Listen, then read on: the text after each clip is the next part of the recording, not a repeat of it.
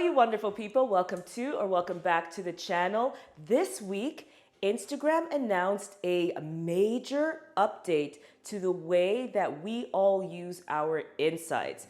And this really showcases the direction of the platform and how we view certain metrics in our opinion. So let's dive right into it. I have Craig here with me. Hey, yo. Alrighty, so let's talk about the big update. So essentially what Instagram have decided to do is completely remove reach as a key metric and replace essentially everything with views. Views are the main new metric that Instagram are going to be using now in your insights.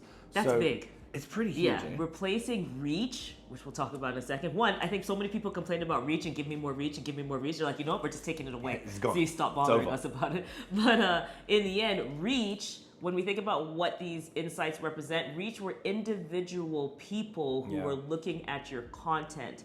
Views are not the same thing. No. Views are more likened to impressions. Yes. And what we've done in all this trajectory of being like social media marketers, and even like when reach became a metric, it was so valuable when it was introduced because views were more our impressions. It wasn't a true representation of like, not as much. You know, because one person could watch something 25 times. You wanted to understand how many people were seeing your stuff, not as much as how many times someone saw it. So it's like the equivalent to like passing a billboard, you know, on a highway. That's like impressions, right? But it's only reached one person. Yeah. Now we're going back to just the impressions being the thing. So just how many times something overall is seen versus the amount of people who are seeing it. So I think that's an interesting departure.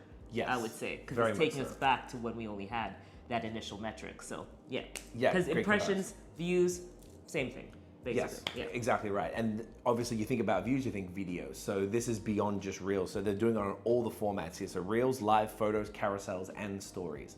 That's what they're doing. So every time someone views your photo in a single photo in the feed, that is now a view. And if you see that a second time, and maybe you go back and look at it again, like Tiff said, that is going to be also, essentially it's an impression, but it's going to count as a view. Yeah. Fascinating move. They are doing this from a good place, and we are going to get to why. And it does make sense once you look at it. When we first saw this, I was like, I don't know, my gut response was, why? Yeah. Unless you're in this world, it can be a little confusing. If you've got all of these different types of metrics and you're like, what does it all mean? It's hard to comprehend. So it is narrowing it down for sure, then making it simple for people to. Exactly. Yeah. So Reels plays, which is what they currently are going to also be called views, but they're specifically replacing accounts reached, accounts engaged, interactions, and watch time. Wow.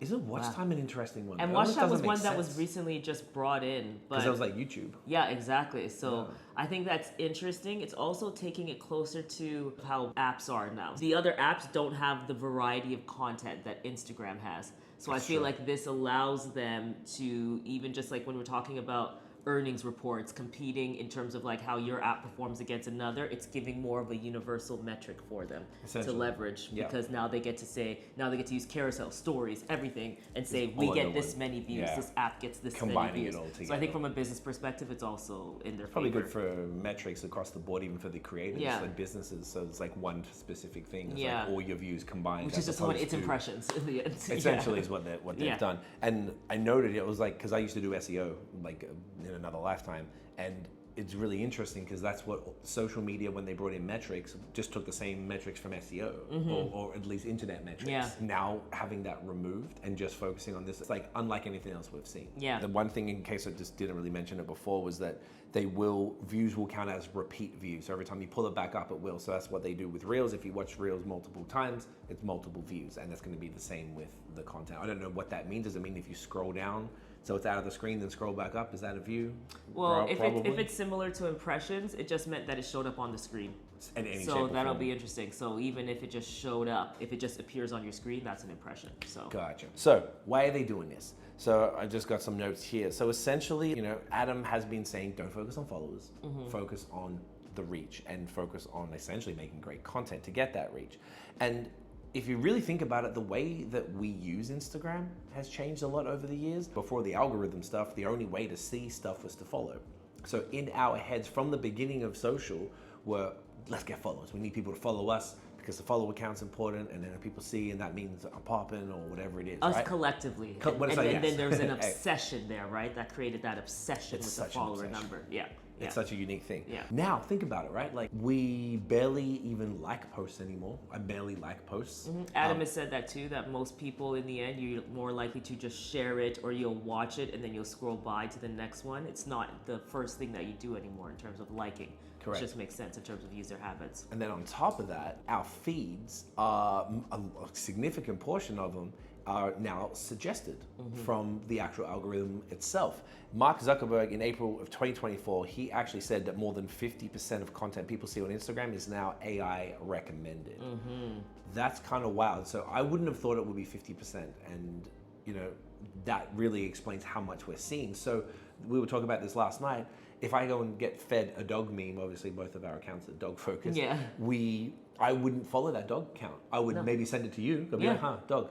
And then I don't go and follow. I wouldn't follow because I'm like, it'll send me more. I probably unfollow way more than I follow. I've been unfollowing crazy. Yeah, I clear the feed more than I follow. But I'm sure a lot of people do that, and that's also why we all see numbers fluctuate, right? So I think, again, we don't have to take it to heart. It just means likely your content is no longer for that person, and it's a good thing to clear them out. Totally, for sure. There's that side, but also the fact that you don't really need to follow to see the content. If your content is good and it's really niche and that person, your ideal follower, has crafted their algorithm by following or interacting with, which is probably more important now, accounts in a specific niche, they're going to keep getting fed that stuff. The more I like dog memes, the more dog memes I get sent. So that's really how it works. I'm not really worried about following any particular account, and that's why I think a lot of people in our comments are always concerned about growth, and growth isn't moving as fast. I think this is actually part of the reason why, and hadn't thought about it until this change, until it was really being spoken about. And that's why I think it's when we're using followers or we're speaking about growth, it's just another metric on conversion.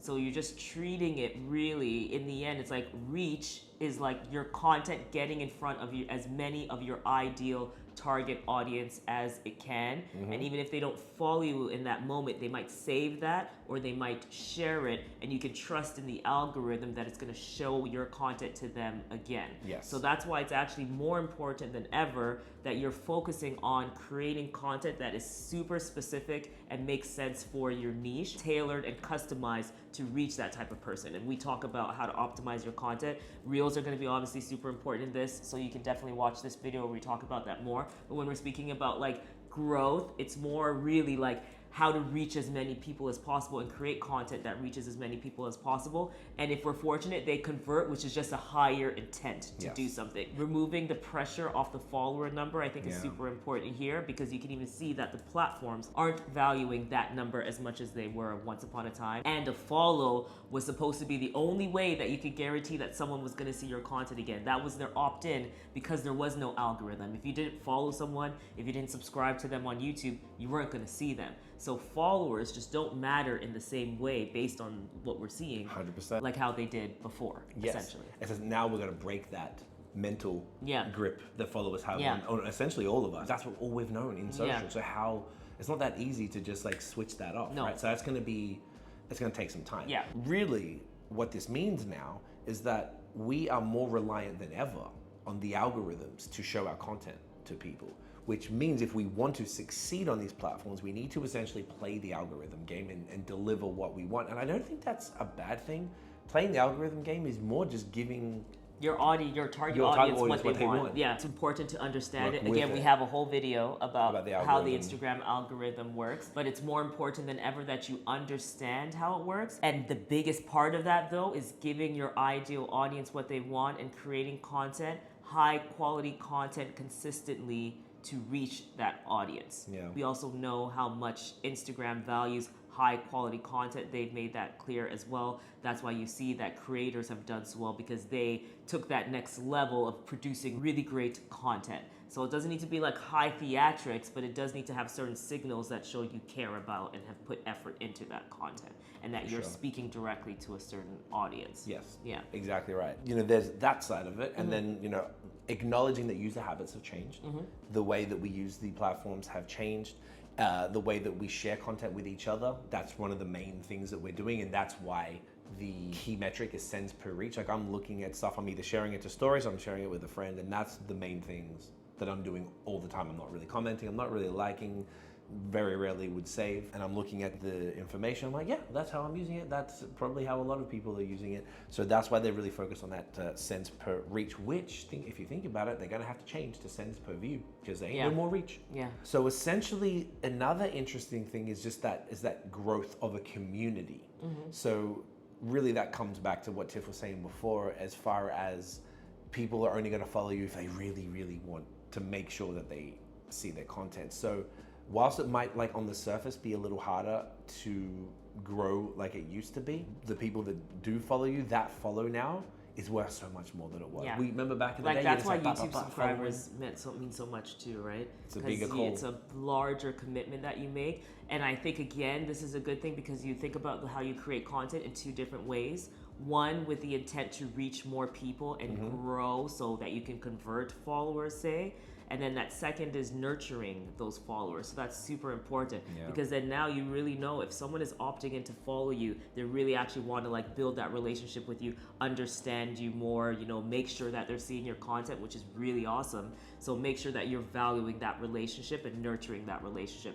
And that's where things like stories come in. So creating stories and being consistent on stories so you can have those regular touch points so you don't fall out of their algorithm as well. And we also did a video on how to get more views on your stories. And it's also what we're consulting our clients to do all the time as well, is really nurturing through stories, because when you have those followers, you also want to keep them. So it's one, you're creating content to reach more people, and that's really where reels come in.